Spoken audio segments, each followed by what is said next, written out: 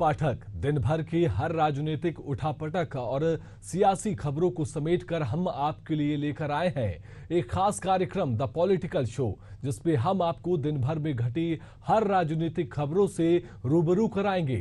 तो चलिए कार्यक्रम की शुरुआत करते हैं।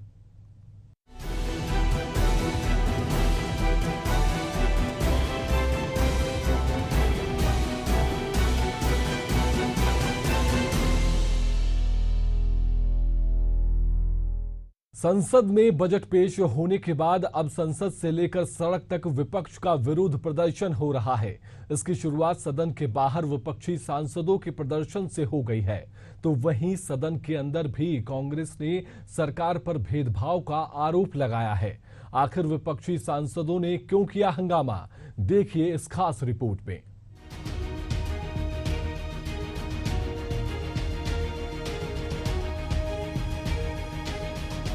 वित्त मंत्री निर्मला सीतारमण ने एक दिन पहले ही बजट पेश किया था।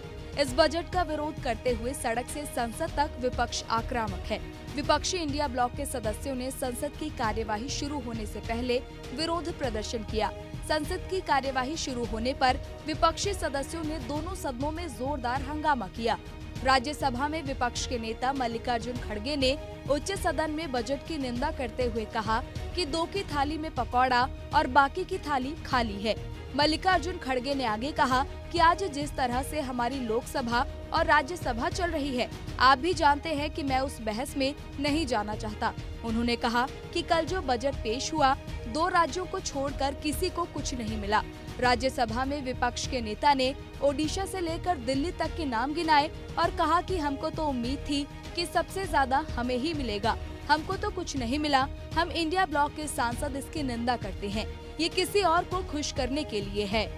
अब की स्थिति क्या है, आज की किस ढंग से लोकसभा और राज्यसभा चल रहा है और कैसा, उसके बारे में लोगों बाहर भी हमारा इम्प्रेशन है और आप भी जानते हैं, हम सभी लोग जानते हैं, तो वो मैं इसमें जाना नहीं। मैं सिर्फ आपसे ही रिक्वेस्ट करूंगा, जो कल बजट पेश हुआ उस बजट में किसी स्टेट को कुछ नहीं मिला और सबके थाली खाली और दो के थाली में पकोड़ा और ये अपना जिलेबी, ये दो छोड़ के किसी को नहीं मिला कुछ। ना तमिलनाडु को मिला, ना केरला को मिला, ना कर्नाटक को मिला, ना महाराष्ट्र को मिला, ना पंजाब, ना हरियाणा, ना राजस्थान, ना छत्तीसगढ़, ना किसी स्टेट को कुछ नहीं, दिल्ली को नहीं दिया, तो मैं कितने गिनूं, ओडिशा को कुछ नहीं दिया। तो ऐसा बजट मैं कभी नहीं देखा और ये सिर्फ किसी को खुश करने के लिए, कुर्सी बचाने के लिए वो ये सब हुआ है। इसका हम खंडन करते हैं और इस ढंग से बजट पेश अगर हो गया, मैं समझता हूँ कर्नाटक से आए हैं। नहीं, कर्नाटक से आए हैं सर। हमारी तो अपेक्षा ऐसी थी सबसे ज्यादा मुझे ही मिलेगा, लेकिन इतना हमको तो कुछ नहीं मिला, तो इसका तो हम खंडन करेंगे, प्रोटेस्ट करेंगे। मल्लिकार्जुन खड़गे जब बोल रहे थे, सदन में मौजूद वित्त मंत्री निर्मला सीतारमण ने कुछ कहा। खड़गे ने इस पर कहा कि रुक जाइए, माताजी बोलने में एक्सपर्ट हैं, मुझे मालूम है। खड़गे के इतना कहने के बाद आसन पर मौजूद सभापति जगदीप धनखड़ ने कहा कि ये तो आपकी बेटी के बराबर हैं। मल्लिकार्जुन खड़गे ने इसके बाद बोलना जारी रखा।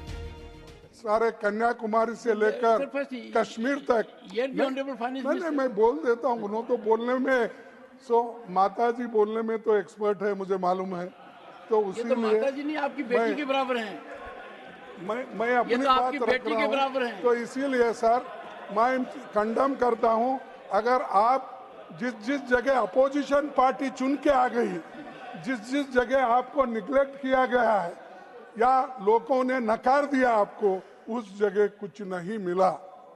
और लोग अगर ऐसा आप करते गए, अगर बैलेंस नहीं होगा, डेवलपमेंट कैसा You होगा? have made your point, sir. आज आपके साथ है, कल लोग वो दूसरों के साथ हो गए। You have ये made तो your लोग point. Honorable अलग Finance Minister. समय में अलग अलग से Honorable करते Finance हैं, Minister. इसीलिए मैं इसका खंडन करता हूँ। Honorable Finance Minister. हम सभी पार्टी के लोग इसको खंडन करते हैं, इस टाइप के एटीट्यूड के।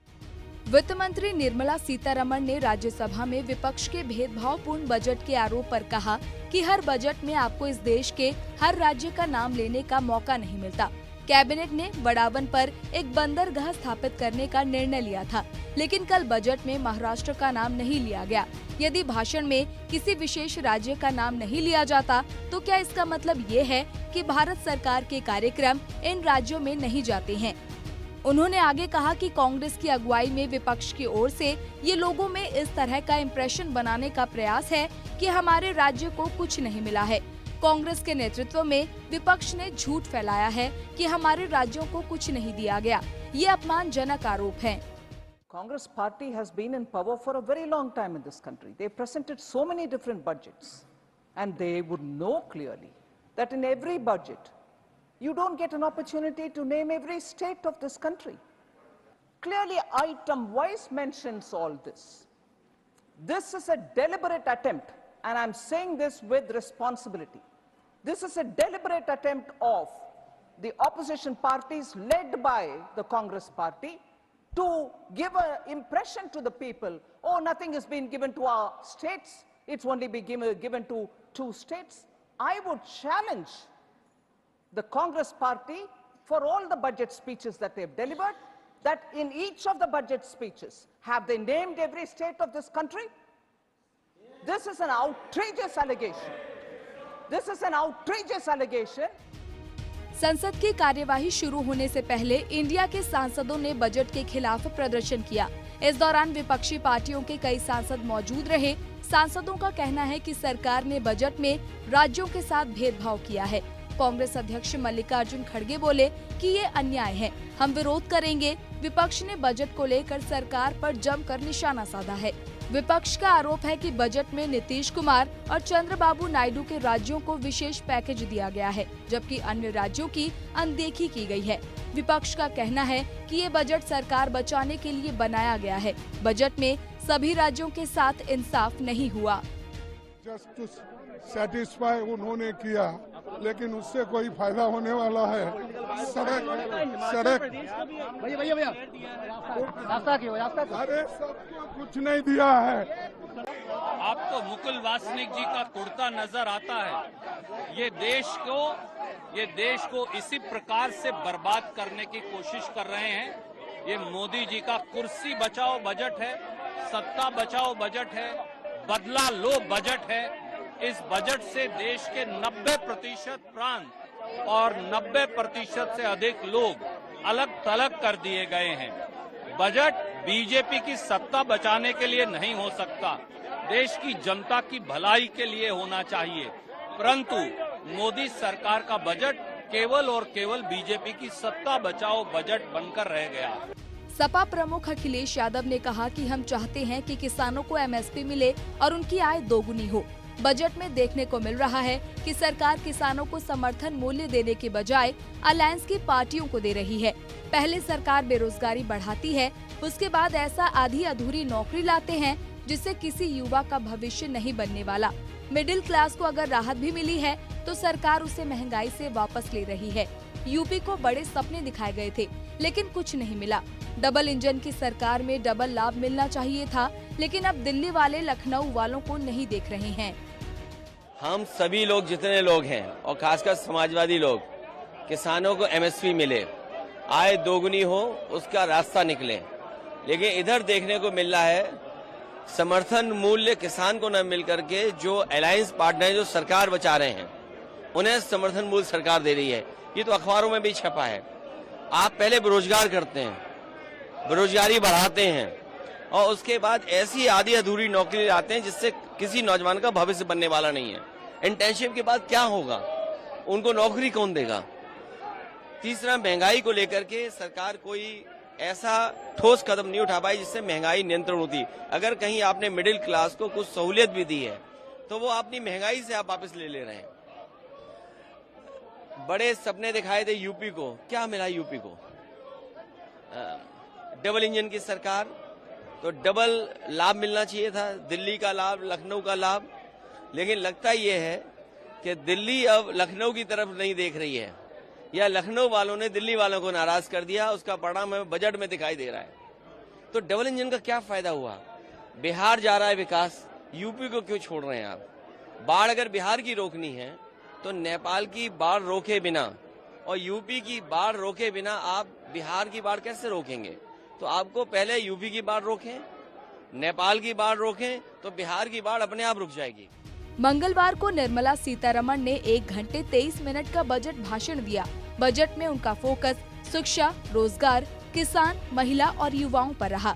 इसके अलावा नीतीश कुमार के बिहार और चंद्रबाबू नायडू के आंध्र प्रदेश पर केंद्र सरकार मेहरबान रही। अब अन्य राज्यों को लेकर नाराजगी को विपक्ष आने वाले समय में अपना हथियार बना सकती है और संसद से सड़क तक प्रदर्शन हो सकते हैं। Bureau report, Asian news. Lok Sabha में बजट पर चर्चा के दौरान ओपन चैलेंज को लेकर टीएमसी सांसद और स्पीकर के बीच जमकर हंगामा हो गया। आखिर किस सांसद ने सरकार को दी ओपन डिबेट की चुनौती? देखिए ये खास रिपोर्ट। जो इस सदन का मेंबर नहीं है, आप इनके बारे में बोल नहीं सकता। संसद में बजट पर चर्चा के दौरान पश्चिम बंगाल की डायमंड हार्बर लोकसभा सीट से तृणमूल कांग्रेस के सांसद अभिषेक बनर्जी के एक बयान पर हंगामा हो गया। अभिषेक बनर्जी ने बजट को जन विरोधी बताते हुए कहा कि ये 2 सहयोगियों के लिए तैयार किया गया है। उन्होंने भारतीय जनता पार्टी के चुनावी नारों का जिक्र करते हुए सरकार को घेरा। अभिषेक बनर्जी ने कहा कि बीजेपी ने 2014 में सत्ता में आने से पहले अच्छे दिन का वादा किया था, लेकिन आने के बाद क्या किया? उन्होंने लोकसभा, राज्यसभा या किसी राज्य की विधानसभा में बीजेपी की ओर से मुस्लिम सदस्य का नाम बताने की चुनौती भी दी। अभिषेक बनर्जी ने रोजगार को लेकर भी मोदी सरकार को कटघरे में खड़ा कर दिया और कहा कि मोदी जी की तीसरी बार युवक अभी भी बेरोजगार। BJP doesn't have a single Muslim MP. So listen to this. The whole country needs to know.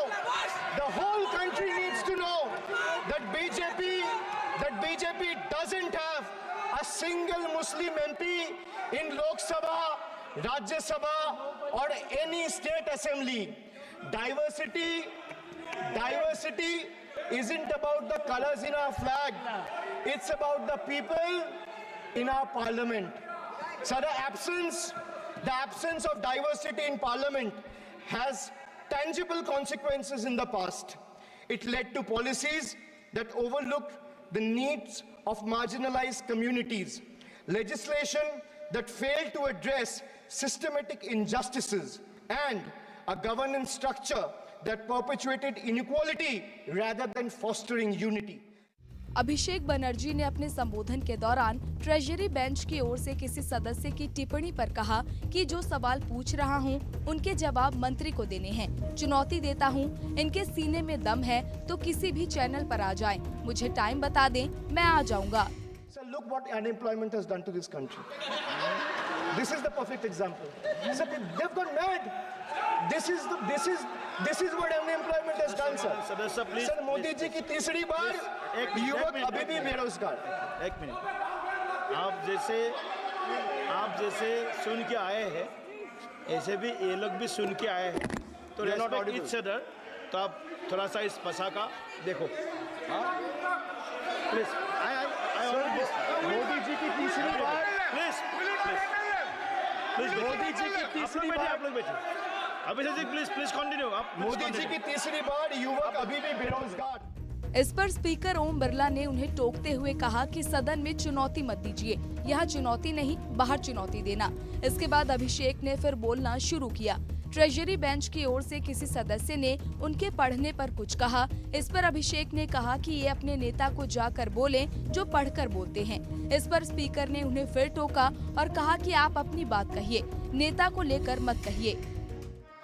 Sir मैं एक बात स्पष्ट कर देता हूँ, एक चीज सर, ये जो बोल रहा है, मैं बोल रहा हूँ बीजेपी से, मैं जो सवाल यहाँ पे पूछ रहा हूँ इनसे, या मिनिस्टर को जवाब देना है, इनमें से कोई भी अगर जवाब देना चाहता है, कोई भी, मीडिया चैनल चूज कर ले, मुझे टाइम बता दे, मैं आ जाऊंगा। एक हाथ लगे।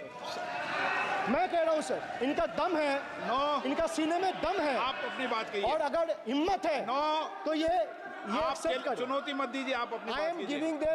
I am challenging them to आप come, चुनौती मत दीजिए सदन में। and debate with me. ये बाहर चुनौती देना, या चुनौती सदन में नहीं। अभिषेक बनर्जी जब बोल रहे थे, स्पीकर ने उन्हें टोकते हुए कहा कि आप वर्तमान बजट पर बोलिए। अभिषेक ने इस पर स्पीकर से कहा कि कोई 60 साल पहले नेहरू की बात बोलता है, कोई 50 साल पहले इमरजेंसी पर बोलता है, तब आप नहीं रोकते। अभिषेक बनर्जी ने 3 कृषि कानून बिना किसी किसान या विपक्षी पार्टियों से सलाह मशवरा किए बगैर पारित किए जाने की बात कही। स्पीकर ओम बिरला ने उन्हें टोकते हुए कहा कि सदन में 5.5 घंटे चर्चा हुई है, आप अपनी जानकारी को करेक्ट करिए। इस पर अभिषेक बनर्जी ने कुछ कहा तो स्पीकर ने उन्हें टोकते हुए कहा कि जब स्पीकर बोलता है तो बोलता है। माननीय सदस्य, आप वर्तमान बजट पे बोले 2016 के बाद तो 2019 सर मैं जवाहरलाल नेहरू का बात तो लोग बोलेगा। जवाहरलाल नेहरू का बात तो लोग बोलेगा। कोई 60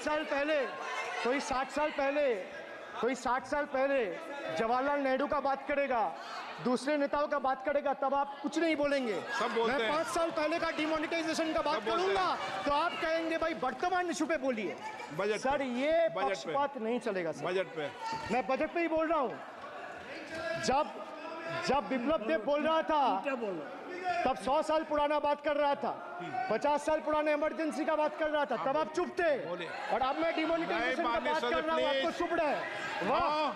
वाह सर, वाह। बोलिए अपनी बात पे। D for tragedy, and this is the tragedy. The example you all set in the house.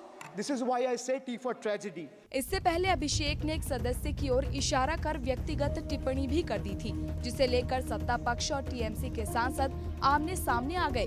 Speaker Om Birla ने सदस्यों को उन व्यक्तियों के नाम लेने से बचने की नसीहत दी जो इस सदन के सदस्य नहीं हैं। इस पर अभिषेक बनर्जी ने कहा कि ममता बनर्जी सदन की सदस्य हैं क्या, फिर उनका नाम क्यों लिया जाता है। अभिषेक के संबोधन के बाद बीजेपी सांसद बांसुरी स्वराज ने 2021 की एक व्यवस्था का जिक्र करते हुए कहा कि उन्होंने कई बार असंसदीय शब्दों का इस्तेमाल किया है, उसे एक्सपंज किया जाना चाहिए और उन्हें इसके लिए सदन से माफी मांगनी चाहिए। स्पीकर ओम बिरला ने कहा कि ऐसा देखने को मिल रहा है कि सदस्य आसन पर सवाल उठा रहे हैं, ये गलत है, ऐसा नहीं होना चाहिए। Honorable Prime Minister is on borrowed time. You all are on borrowed time. Mark my words. And I would like to end by saying, थोड़ा सब्र रखिए और कुर्सी का पीटी बांध लीजिए, मौसम बिगड़ने वाला है। एक नहीं बल्कि 3 बार अनपार्लियामेंट्री लैंग्वेज का इस्तेमाल करा है। 2021 की आप ही की रूलिंग है। बिट्रेड शब्द और बिट्रेड अनपार्लियामेंट्री कैटेगरी में आता है, वो इसका इस्तेमाल नहीं कर सकते। इसके अलावा उन्होंने मिनियन शब्द का इस्तेमाल करा जो आपत्तिजनक है। इन्होंने व्यक्तिगत टिप्पणी करी हमारे यशस्वी प्रधानमंत्री श्री नरेंद्र मोदी पर और इसेंट्रिक शब्द का इस्तेमाल करा। मेरा आपसे निवेदन है कि इन दोनों के लिए, इनको तीनों बातों के लिए इनको माफी मांगनी चाहिए और रिकॉर्ड से ये तीनों शब्द एक्सपंज होने चाहिए। साहब, आप सारा विषय जो आपने उठाया मैं उसको चेक करूंगा और माननीय सदस्यों से मेरा आग्रह है कि कई माननीय सदस्य आसन को चुनौती देते हैं, आसन पर टिप्पणी करते हैं। मैं सभी दलों के माननीय सदस्यों को कह रहा हूं, इससे बचना चाहिए, उचित नहीं है। किशन रेड्डी जी। मोदी सरकार के तीसरे कार्यकाल के पहले बजट पर चर्चा के दौरान सदन के दोनों सदनों में हंगामा देखने को मिल रहा है, क्योंकि इस बार सरकार को मजबूत विपक्ष का सामना करना पड़ रहा है। आने वाले दिनों पर ये हंगामा और भी तेज हो सकता है। Bureau report, Asian news. Budget में मोदी सरकार ने किसानों को कई बड़ी सौगातें दी हैं, लेकिन शायद किसान सरकार की कोशिशों से खुश नहीं है और शायद इसीलिए किसान नेताओं के एक प्रतिनिधि मंडल ने लोकसभा में नेता विपक्ष राहुल गांधी से मुलाकात की। आखिर किसानों ने किन किन मुद्दों पर राहुल गांधी से मुलाकात की और राहुल गांधी ने क्या कुछ कहा, देखिए ये खास रिपोर्ट। पंजाब, हरियाणा, उत्तर प्रदेश, तेलंगाना, तमिलनाडु और कर्नाटक के किसान नेताओं के एक प्रतिनिधि मंडल ने बुधवार को लोकसभा में नेता प्रतिपक्ष राहुल गांधी से मुलाकात की और उन्हें अपने मुद्दों से अवगत कराया।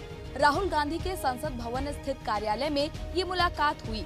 किसान मजदूर मोर्चा और संयुक्त किसान मोर्चा के देश भर से 12 किसान नेताओं का प्रतिनिधिमंडल संसद में राहुल गांधी से मिला। बैठक में कांग्रेस सांसद केसी वेणुगोपाल, अमरिंदर सिंह राजा वारिंग, सुखजिंदर सिंह रंधावा, गुरजीत सिंह औजला, धर्मवीर गांधी, डॉक्टर अमर सिंह, दीपेंद्र सिंह हुड्डा और जयप्रकाश भी मौजूद थे। राहुल गांधी ने केंद्रीय बजट 2024-25 संसद में पेश होने के एक दिन बाद न्यूनतम समर्थन मूल्य यानी एमएसपी की कानूनी गारंटी के लंबे समय से लंबित मुद्दे पर चर्चा करने के लिए किसानों से मुलाकात की। किसान नेताओं से मुलाकात के बाद लोकसभा में विपक्ष के नेता राहुल गांधी ने पत्रकारों से कहा कि हमने अपने घोषणा पत्र में कानूनी गारंटी के साथ एमएसपी का जिक्र किया है। हमने आकलन किया है और इसे लागू किया जा सकता है। हमने अभी एक बैठक की जिसमें तय किया गया कि हम इंडिया गठबंधन के दूसरे नेताओं से बात करेंगे और सरकार पर दबाव डालेंगे कि देश के किसानों को एमएसपी की कानूनी गारंटी दी जाए। कांग्रेस नेता ने आगे कहा कि मोदी सरकार ने अपने बजट में किसानों की मांग को नजरअंदाज कर दिया है, लेकिन हम खामोश नहीं बैठने वाले। किसानों की आवाज को सड़क से संसद तक बुलंद करेंगे, अन्नदाताओं को न्याय दिलाकर रहेंगे। राहुल गांधी ने साथ ही कहा कि हमने तय किया है कि विपक्षी गठबंधन के नेताओं से चर्चा कर हम सरकार पर एमएसपी की कानूनी गारंटी के लिए दबाव बनाएंगे। लीगल गारंटी लिखा है, हमने पूरा उसका असेसमेंट किया है, वो किया जा सकता है।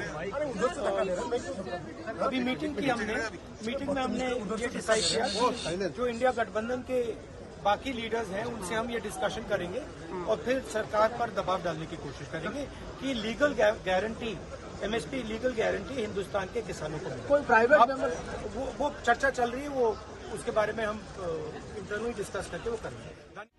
किसानों ने कहा कि राहुल गांधी ने उनकी सभी बातें सुनी हैं और एमएसपी की कानूनी गारंटी के लिए समर्थन का आश्वासन दिया है। एमएसपी की कानूनी गारंटी किसानों का हक है। मिलने आए थे तो उन्होंने पूरी तरह हमारी बात सुनी है। जो एमएसपी लीगल गारंटी कानून जो हम बनाना चाहते हैं उसके ऊपर लंबी चर्चा हुई है। कांग्रेस पार्टी अथवा जितने भी इंडिया गठजोड़ के घटक हैं इन्होंने विश्वास दिलाया कि हम सबसे बात करके जो किसानों और खेत मजदूरों के मुद्दे हैं देश की पार्लियामेंट में हम ज्यादा महत्वता देकर उसको पूरा कराने की कोशिश करेंगे। ये हमारी एक बात बहुत इम्पोर्टेंट विपक्ष के नेता मानयोग राहुल गांधी जी से हमारी हुई है। जो हरियाणा गवर्नमेंट ने हमारे किसानों के ऊपर जिस तरह का अत्याचार किया है उसको इन्होंने हमारे साथ वायदा किया है कि जो हरियाणा गवर्नमेंट वही गोलियां चलाने वाले, वही मारने वाले, वही इन्वेस्टिगेशन करेंगे और वो कैसे इंसाफ देंगे उसके ऊपर हमारी आवाज बनकर पार्लियामेंट के अंदर वो बात रखेंगे। प्रयास करेंगे कि हमें इंडिपेंडेंट वो इन्वेस्टिगेशन हो पाए और उन्होंने ये भी हमारे साथ। राहुल गांधी से मुलाकात करने वाले प्रतिनिधि मंडल में पंजाब, हरियाणा, उत्तर प्रदेश, तेलंगाना, तमिलनाडु और कर्नाटक के 12 किसान नेता शामिल थे। बता दें कि फसलों के एमएसपी के लिए कानूनी गारंटी कई किसानों की एक प्रमुख मांग रही है, जिन्होंने नरेंद्र मोदी सरकार के दूसरे कार्यकाल के दौरान 3 कृषि कानूनों के खिलाफ आंदोलन किया था। सरकार को आखिरकार तीनों कानून वापस लेने पड़े थे। Bureau report, Asian news. इधर बिहार विधानसभा के मानसून सत्र के दौरान नीतीश कुमार ने आरजेडी की महिला विधायक रेखा देवी पर विवादित टिप्पणी की, जिसके बाद सदन में जोरदार हंगामा हो गया। आखिर विधानसभा में नीतीश कुमार को क्यों आया गुस्सा, देखिए ये खास रिपोर्ट। अरे इन सब चीज बात तो हम ही न किए हैं जी, अब आप लोग साथ किए हैं। कुछ आइडिया था, अरे सही बोलिए। बिहार विधानसभा में मॉनसून सत्र के तीसरे दिन बुधवार को जैसे ही सदन की कार्यवाही शुरू हुई, विपक्ष के नेता वेल में आ गए और बैनर पोस्टर लेकर प्रदर्शन करने लगे। विपक्ष नीतीश हाय हाय के नारे लगा रहा था। ये लोग आरक्षण के मुद्दे पर हंगामा कर रहे थे। महागठबंधन विधायक 65% आरक्षण को संविधान की नवी सूची में शामिल करने की मांग करने लगा। तभी नीतीश कुमार सदन में खड़े होकर बोलने लगे। उन्होंने कहा कि मेरी इच्छा थी कि सर्वे कराया जाए, 50% से 65% किया गया। 10% केंद्र का मिलाकर 75% हो गया। आप लोग ऐसे ही बोलते रहते हैं, हमने लगकर ये पूरा काम कराया था। नीतीश कुमार ने विपक्ष के लोगों से कहा कि आप लोग सुनिए और नहीं सुनिएगा तो आपका ही नुकसान होगा। अरे ऐसे ही बोल, अरे क्या हुआ, सुनोगे नहीं? हम तो सुनाएंगे और अगर आप नहीं सुनिएगा तो आपकी गलती है। हाँ, तो आप समझ लीजिए। इस बीच विपक्ष की एक महिला सदस्य को नीतीश कुमार ने कहा कि कुछ जानती हो जो बोल रही हो, कहां से आई हो, महिला हो समझती नहीं हो। 2005 के बाद हम ही न थे जो महिला को आगे बढ़ाए हैं। विपक्ष के अन्य विधायकों को भी सीएम ने कहा कि आप लोग चुपचाप बैठ जाइए। दरअसल ये महिला जोर जोर से नीतीश कुमार को बीच में टोक रही थी। तभी सीएम को गुस्सा आ गया और उन्होंने आपा खो दिया। अरे महिला हो, कुछ जानती नहीं हो, महिला को अरे बोल रही है, कहां से आते? इन लोगों के साथ जो हैं, ये लोग कोई महिला को आगे बढ़ाया था? अरे हम 5 के बाद में महिला को बढ़ाए हैं, बोल रही हो। इसीलिए हम कह रहे हैं चुपचाप सुनो। अरे ऐसे ही बोल रहे, अरे क्या हुआ, सुनोगे नहीं? हम तो सुनाएंगे और अगर आप नहीं सुनिएगा तो आपकी गलती है। हाँ, तो आप समझ लीजिए। ये हम चाह रहे थे कि लोग समझते और एक एक चीज को हम लोगों ने लागू कर दिया, जो भी तय कर दिया था। पिछड़ों का जितना ज्यादा जो आया, तो इसलिए जो भी होता था 50%, उसमें पिछड़ा, अति पिछड़ा, दलित, महादलित, और ये सब की संख्या जो बढ़ी तो हम लोगों ने 50% की जगह 75% किया। बता दें कि बिहार विधानसभा के मॉनसून सत्र का आज तीसरा दिन है। आज सदन में सरकार एंटी पेपर लीक बिल पेश किया, लेकिन उससे पहले विधानसभा में भारी हंगामा देखने को मिला। Bureau report, Asian news. The political show में फिलहाल आज के लिए इतना ही। आप देखते रहिए एशियन न्यूज। नमस्कार।